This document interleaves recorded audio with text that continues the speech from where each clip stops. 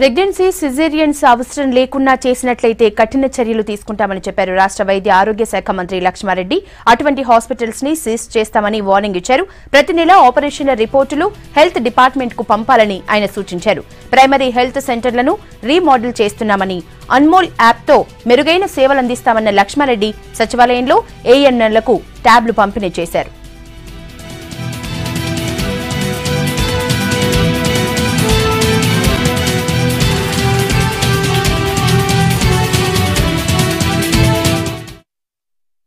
ముఖ్యంగా గర్భిణీ స్త్రీలకు సంబంధించిన సమాచారం కావచ్చు, వాళ్ళ రెగ్యులర్ చెకప్స్ కావచ్చు, యాంటీనేటల్ చెకప్స్ కావచ్చు. దీని ద్వారా మెరుగైన సేవలు గ్రామీణ ప్రాంతాల్లో మరి ప్రజలకు అందించే అవకాశం ఏర్పడుతుంది.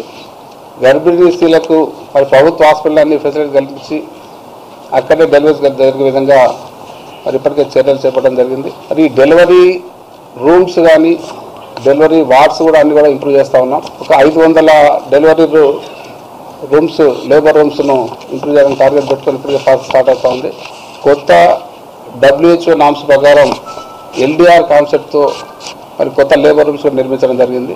అదేవిధంగా రాష్ట్రంలోని అన్ని ప్రాంతాల్లో కూడా ఈ లేబర్ ఫెసిలిటీస్ని పెంచడానికి లేబర్ రూమ్స్ కావచ్చు, డెలివరీ రూమ్స్ను, తర్వాత డెలివరీ వార్డ్స్ను కూడా పూర్తిస్థాయి ఇంప్రూవ్ చేస్తూ ఉన్నాం.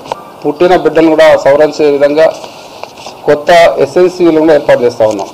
ప్రభుత్వ హాస్పిటల్లో డెలివరీస్, నార్మల్ డెలివరీస్ ఎంకరేజ్ చేస్తూ ఉన్నాం. ఈ సిజేరియన్స్ అనేటివి రొటీన్గా సిజేరియన్ కాకుండా మరి తప్పని పరిస్థితుల్లో కంపల్సరీ అన్నప్పుడు తప్ప మరి రొటీన్గా వాటిని చేయొద్దనే దిశగా ఇన్స్ట్రక్షన్ ఇవ్వడం జరుగుతూ ఉంది. అట్లాగే మరి కొన్ని ప్రాంతాల్లో ఈ అన్వాంటెడ్ సర్జరీస్ అయితే జరుగుతూ ఉన్నాయో, సి సెక్షన్స్ కావచ్చు, హిస్టెక్టమీలు కావచ్చు, ఇంకా కొన్ని సర్జరీలు కొన్ని ప్రాంతాల్లో అవసరం లేకుండా చేస్తున్న సమాచారం అక్కడ ఉంది కాబట్టి వాటి మీద పూర్తి స్థాయిలో చర్యలు చేపట్టడం జరిగింది.